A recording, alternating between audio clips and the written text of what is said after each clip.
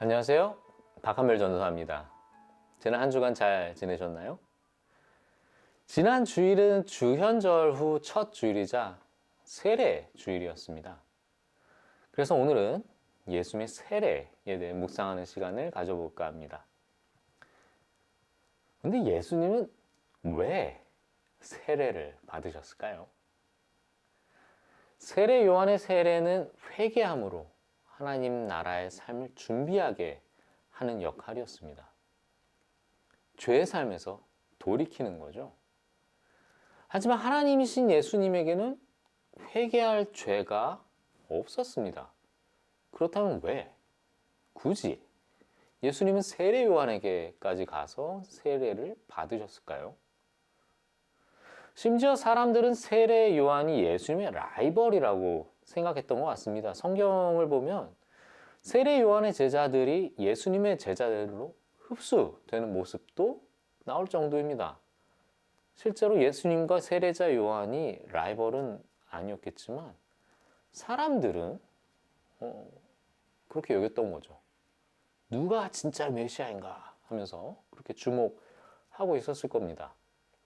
그런데 갑자기 예수님이 세례 요한에게 가서 세례를 받으니 꽤 이상한 모양새였을 겁니다. 게다가 세례 요한마저도 예수님에게 세례 베푸는 것을 주저했죠. 요한이 말려 이르되 내가 당신에게서 세례를 받아야 할 터인데 당신이 내게로 오시나이까. 네. 그런데도 왜 굳이 예수님은 세례 요한에게 가서 세례를 받으셨을까요? 예수님이 이 세례를 통해 몇 가지를 기대하셨습니다. 첫 번째, 의를 이루다. 하나님 나라 사역의 연속성입니다. 예수님은 세례 요한에게 이 세례를 통해 의를 이루기 위한다고 말씀하셨습니다. 예수께서 대답하여 이르시되 이제 허락하라. 우리가 이와 같이 하여 모든 의를 이루는 것이 합당하니라 하시니 이에 요한이 허락하는지라. 예수님은 세례 요한의 사역과 별개의 사역을 하는 것이 아님을 알려주십니다. 요한의 사역도 예수님의 사역도 다 하나님 나라의 사역의 연장선 안에 있음을 나타내는 것입니다. 곧 이 세례를 통해 하나님 나라의 사역을 요한이 준비하였고 예수님이 이루심을 나타내는 거죠. 그렇게 의를 이루시는 것. 두 번째 또 역시 의를 이루는 것입니다. 하나님의 사랑하고 기뻐하는 아들. 바로 그 선포죠. 또한 예수님은 요한의 세례를 통해 하늘의 선언을 기대하셨습니다. 요한의 사역에 이어 예수님의 사역이 일어나는 것은 하나님이 이루시는 일임을 선포하시는 거죠.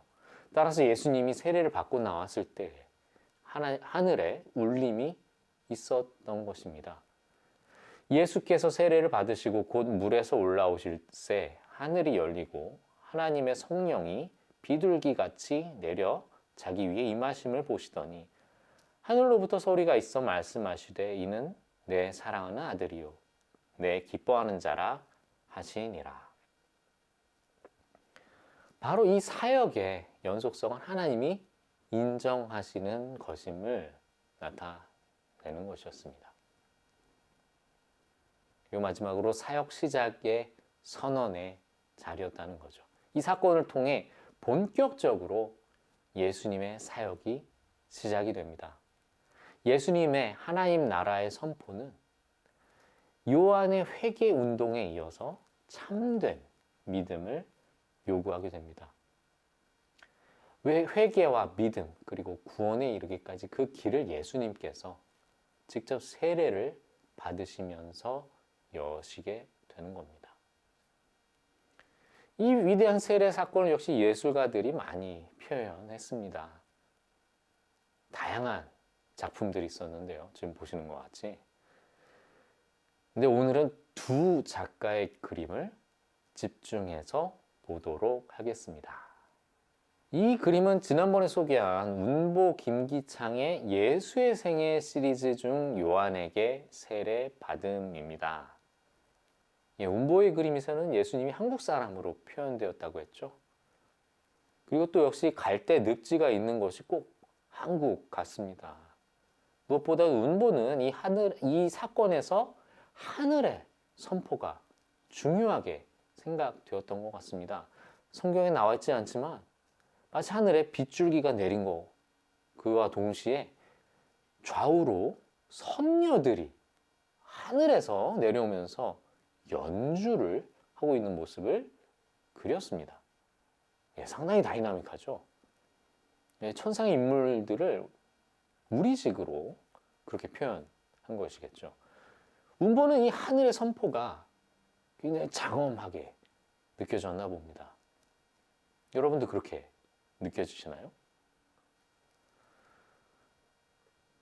다음은 운보와 같은 20세기 한국 화가 해촌 김학수의 그림입니다. 근데 운보의 그림과는 상당히 대비가 됩니다. 마찬가지로 한국화처럼 보이는데 말이죠. 운보가 그렸던 천상의 다이나믹한 선포와 다르게 해초는 이 장면을 상당히 정적으로 연출했습니다. 화려한 1000개의 인물들은 운보가 그렸던 것 같이 그런 인물들은 배제되고요. 성령의 비둘기가 가운데서 빛이 나고 있습니다. 또 해촌의 그림에서는 나무와 바위, 물이 화면의 대부분을 차지하고 있죠. 마치 산수화의 한 장면에 세례를 받고 나오는 예수님이 나타난 것과 같습니다. 이 자연도 요동치는 다이나믹은 없습니다. 마땅히 그러하다는 듯이 각각 제 자리를 지키고 있습니다. 마치 천지 만물이 하늘의 선포에 녹아 들어가 있는 그런 조화를 이루는 모습이랄까요?